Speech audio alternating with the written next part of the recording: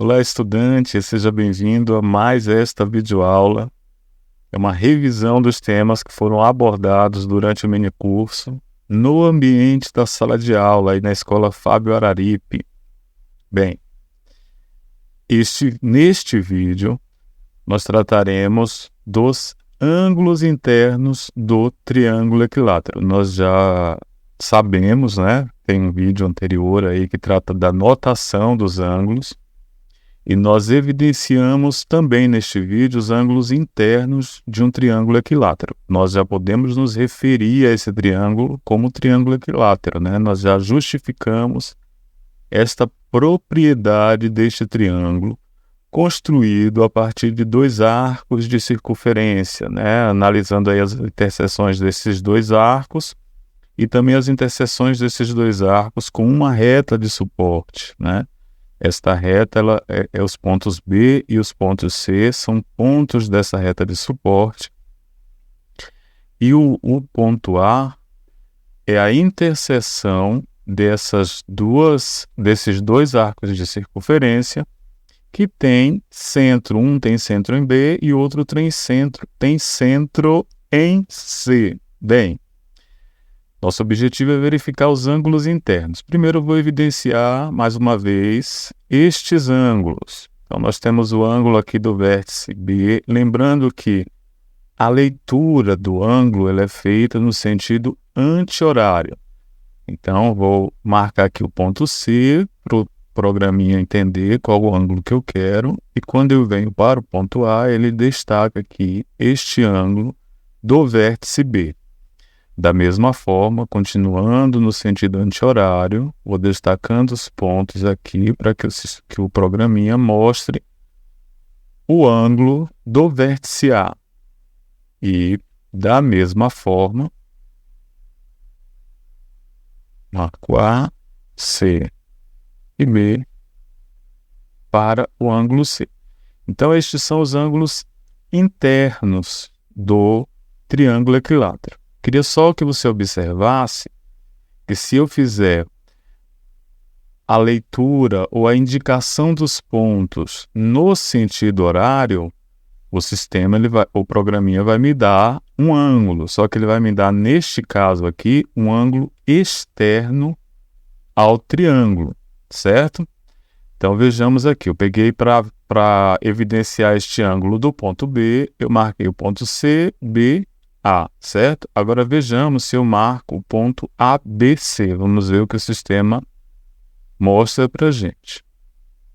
Ó, ele dá o ângulo externo ao triângulo, certo? Então eu fiz evidenciei esse ângulo externo só para mostrar para vocês a diferença, né, entre o ângulo interno, o ângulo externo do triângulo, e como nós fazemos a leitura do ângulo. Se a gente faz a leitura no sentido horário, ele dá um ângulo, só que ele é o ângulo que completa 360 graus, neste caso aqui, né, do vértice B. Completa 360 graus se somarmos com o ângulo interno do triângulo. Bem, no nosso curso nós trataremos especificamente dos ângulos internos do triângulo, certo? A questão que nós colocamos aqui neste vídeo é: esses ângulos são congruentes? O que essa pergunta quer dizer? Posso refazer a mesma pergunta da seguinte forma: estes ângulos têm a mesma medida? Bem, já sabemos que os ângulos, a medida dos ângulos no nosso sistema, nós utilizamos a medida em graus ou em radianos, certo? O instrumento que nós utilizamos para medição de ângulos é uma régua circular, tá? E o nome dessa régua é transferidor, certo? Bom, e a unidade de medida que o transferidor utiliza é graus. Então, ela está marcada aqui, ó, de 0 até 180 graus, certo? Então, como nós utilizamos o transferidor para medir ângulos? nós utilizamos o ponto central. Por exemplo, eu quero medir o ângulo do vértice B. Vou colocar o transferidor, o centro do transferidor no ponto B. Esta linha que está aqui indicando 0 graus, eu vou colocar sobre o segmento BC. E aí, neste caso, eu não sei se vocês estão conseguindo enxergar aí pela tela que este ângulo ele tá marcando exatamente 60 graus, certo? Bem, como eu posso verificar se o ângulo C também tem 60 graus? Vou colocar aqui o ponto central do transferidor no ponto C. Agora eu vou deixar essa linha aqui. Observe que aqui, ó, ele tem 160 graus, mas ele também tem embaixo marcando 0. A mesma coisa desse lado aqui, ó, onde eu tenho 0 graus, embaixo tem 180. Isso é uma característica do transferidor muito importante, porque eu posso utilizar o transferidor de ambos os lados. Então veja que aqui, novamente, eu tenho o transferidor marcando, né, medindo este ângulo e dando o resultado de 60 graus, certo? Bem, colocando o centro do transferidor aqui no ponto A e girando o transferidor, colocando a linha do 0 aí no segmento AB, eu tenho que a medida deste ângulo é 60 graus, certo?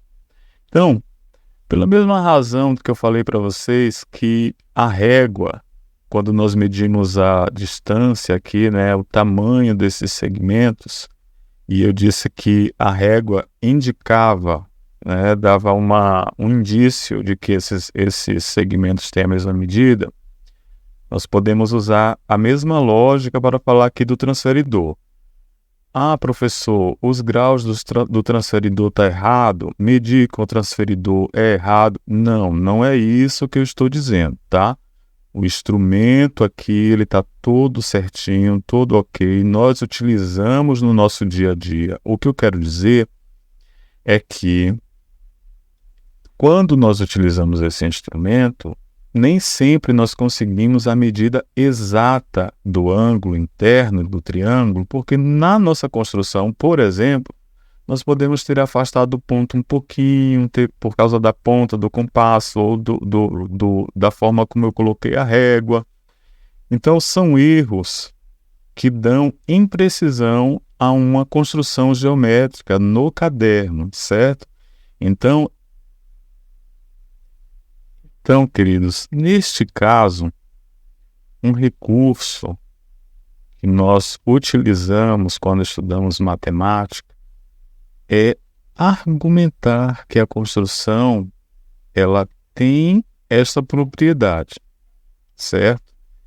Que por exemplo, nós queremos justificar que estes ângulos internos eles têm a mesma medida. Então, nós utilizaremos um argumento para justificar esta propriedade, certo? Ainda que a nossa construção ela tenha imprecisões, ou seja, a nossa construção no caderno ela será uma aproximação, ela será uma representação de um objeto matemático, neste caso um triângulo, e a argumentação serve para dizer, para justificar que aquela construção tem determinada propriedade. Neste caso, a propriedade que nós queremos mostrar é que os ângulos internos são congruentes, certo? E usando uma outra propriedade da matemática, ou perdão, dos triângulos de um modo geral, nós conseguimos deduzir a medida destes ângulos, certo? Então, qual é a nossa justificativa? Bem, inicialmente, vou colocar aqui o problema que nós estamos investigando aqui no quadro. O triângulo ABC Nós sabemos que esse triângulo é equilátero e a questão é equiângulo?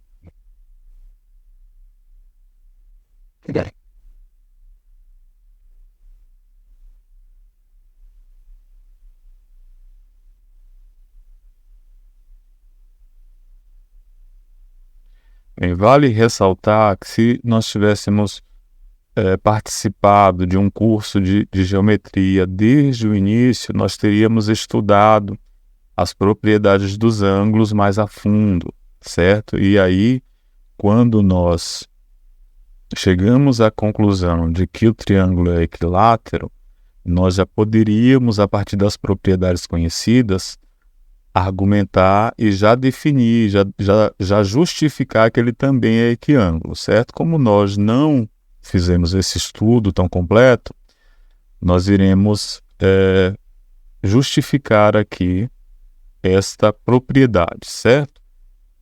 Bem, o que nós iremos analisar? Nós estudamos um pouco, fizemos uma revisão sobre a notação dos arcos, né? E nesta revisão nós verificamos algumas propriedades, certo? Por exemplo, este arco aqui, ó, do arco C1, nós temos um arco que é menor do que o C1, mas que pertence a C1, tá? É essa medida de arco aqui, ó, entre os pontos A e os pontos C. Este arco tem centro em B. Então, observe que este arco ele é congruente ao arco que inicia no ponto A e tem extremidade no ponto B e centro em C, certo? Lembrando que a gente faz a leitura dos arcos também no sentido anti-horário. Às vezes eu esqueço desse detalhe e falo, por exemplo, A, C, B, mas a leitura correta é no sentido anti-horário, certo? Bem, então observe que esses dois arcos, eles são congruentes, eles têm a mesma medida. E o que nos indica essa medida é que como o raio de BC, o raio de C2 tem a mesma medida do raio de C1, então a gente verifica, por exemplo, que a distância entre A e B é a mesma entre A e C. E o que garante que esses dois raios são congruentes é que esses dois arcos têm raio com a mesma medida, certo? Então, o arco C com centro em B e extremidade em A, ele tem a mesma medida do arco A com centro em C e extremidade em B, porque os raios desses dois arcos são congruentes, ok? Bem, isto implica que o ângulo central, que é o ângulo central que dá a medida do arco, eles também são congruentes, certo? Então, por esta argumentação, eu verifico que o ângulo B ele é congruente ao ângulo C, certo? Então, eu vou colocar aqui o ângulo B, ele é congruente ao ângulo C, certo? Nós podemos construir uma argumentação como a gente fez no ângulo, justificando a medida dos segmentos, tá? Então, você pode seguir aquele modelinho e construir uma argumentação. Então, observe que o arco, vou escrever aqui, observe que o arco C com centro em B e extremidade em A é congruente ao ângulo ou ao arco A com centro em C e extremidade em B, pois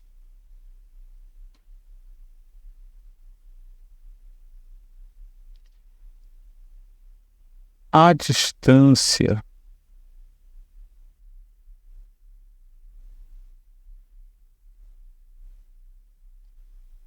distância D do segmento AC, ela é igual à distância entre o segmento A ao segmento B. Tá? Essa é uma justificativa. E essa distância é a mesma também do raio dos arcos, tá? Então, dessa característica, eu posso concluir logo o ângulo B, que é centro deste arco, ele é congruente ao ângulo C, que é centro deste arco, certo? Eu posso utilizar a mesma argumentação para falar do ângulo A, certo? Ou seja, neste caso, vou pegar o compasso, colocar aqui no ponto A,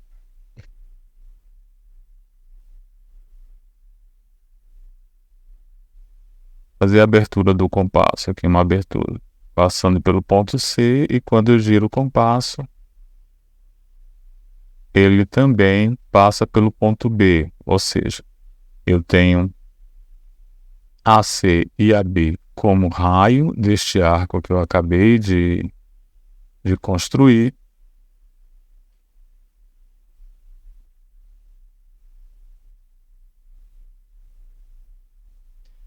Eu tenho, como eu disse, AC e AB são raios deste arco, e aqui a distância entre A e C, nós já sabemos que é a mesma desses dois raios, tá? Então, por esta razão, este ângulo ele será congruente tanto a B quanto ao ângulo do vértice C, certo?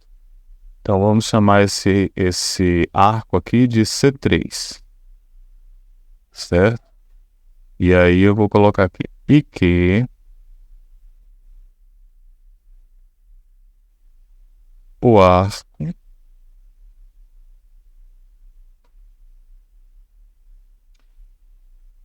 este arco, nós fazemos a leitura no sentido anti-horário, então eu vou colocar assim B, com centro em A e extremidade em C, certo?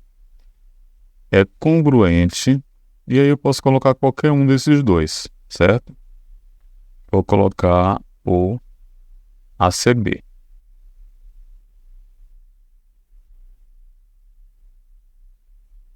A justificativa é a mesma, nós já sabemos. Logo, o ângulo A, ele é congruente ao ângulo C.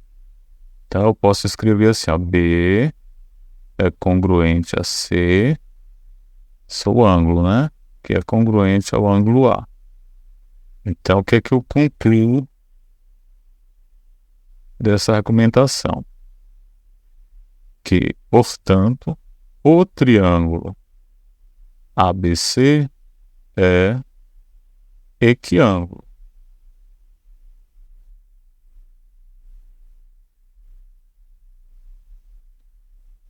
Pois o ângulo B ele é congruente ao ângulo C, que ele é congruente ao ângulo A.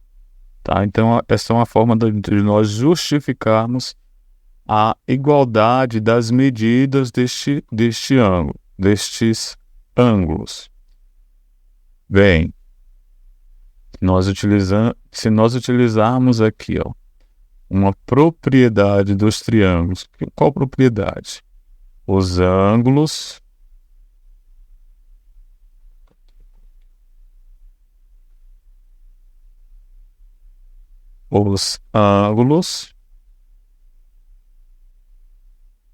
internos de um triângulo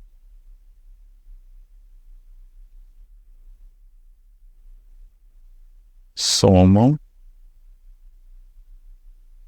180 graus. Ou seja, a soma das medidas dos ângulos internos é 180 graus.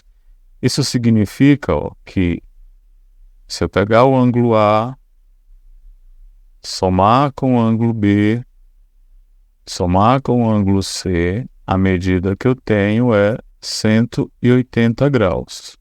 Então, eu tenho que encontrar, como eles são iguais, eu tenho que encontrar um número que, somado, seja igual a 180 graus. Então, eu sei que 180 graus é igual a 3 vezes 60. 60 mais 60 mais 60. Ou seja, dividindo 180 por 3, eu tenho 60 graus, certo? Que é o resultado desta soma aqui, pensando na propriedade, né, do triângulo. Ou seja, cada um dos ângulos internos de um triângulo equilátero mede 60 graus. Bom, queridos, até a próxima aula. Abraço.